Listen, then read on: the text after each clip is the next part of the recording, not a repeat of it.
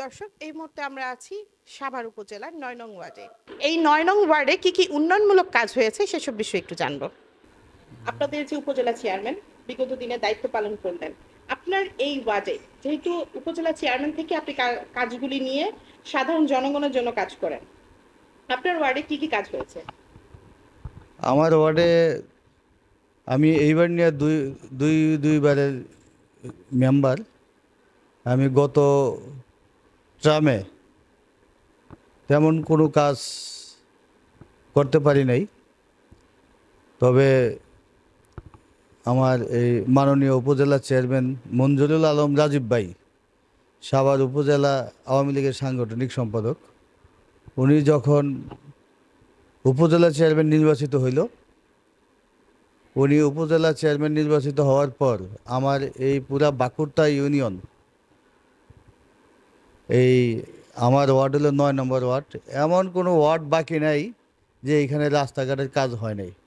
বিশেষ করে আমার ৯ নম্বর ওয়ার্ডটা খুব গুরুত্বপূর্ণ ওয়ার্ড, একদম ঢাকার কাছে।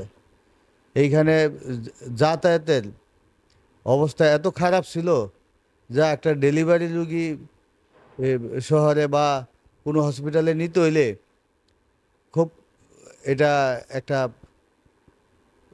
বিড়ম্বনার বিষয় ছিল।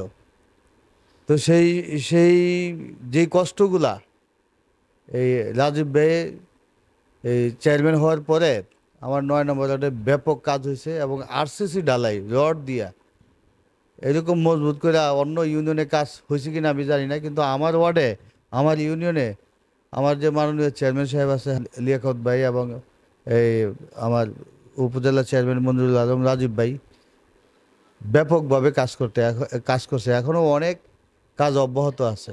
এই যে সামনের যে রাস্তাটা আপনারা দেখেন, এটা অনেক বড় রাস্তা, এটা প্রায় ৫ কোটি টাকার উপরে। আমার ওয়ার্ডে মিনিমাম আরও 3টা রাস্তার কাজ চলমান, কাজ চলতেছে, ওটিও অনেক ব্যয়বহুল, ২-২.৫ কোটি টাকার কাজ ওইখানেও এগুলা চলতেছে। তো একটা এই রাস্তাগুলা পাওয়ার পরে অনেক এই এলাকার জনগণ অনেক খুশি।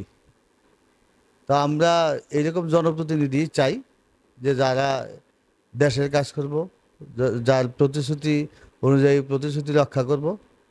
তো আপনারা একটু দেখবেন, এদিকে গেলে এই যে এই সামনের যে রাস্তাটা, এই রাস্তাটা একেবারেই চলার কোনো উপযোগী ছিল না। এখন আরসিসি ঢালাই, এই ঢালাইটা 11 ইঞ্চি ঢালাই দিছে সব কিছু মিলায়া, এটা অনেক দিন টিকবো।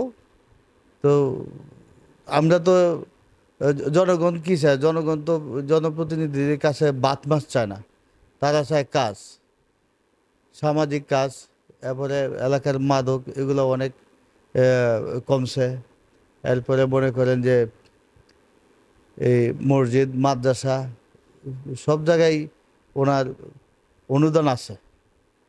তো আমরা এরকম জনপ্রতিনিধি চাই। তো আমার এই ৯ নম্বর ওয়ার্ডবাসী অনেক খুশি। আমরা আবার সিদ্ধান্ত নিয়েছি আমরা রাজীব ভাইয়েরই ভোট দেবো।